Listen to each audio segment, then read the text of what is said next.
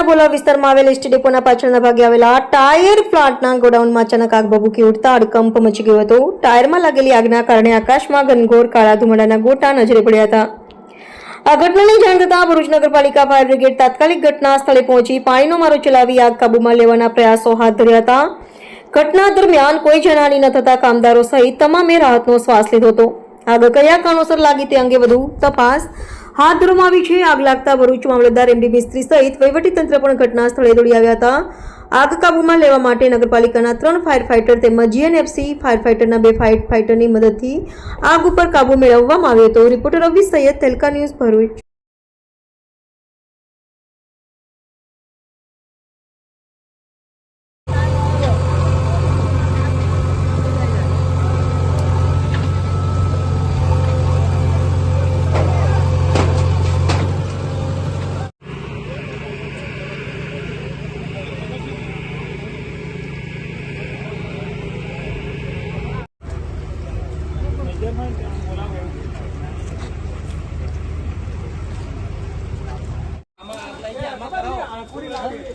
લાઈનમાં આગ લાગે છે, આ ટાયર પહેલા ખેંચાવડાવો।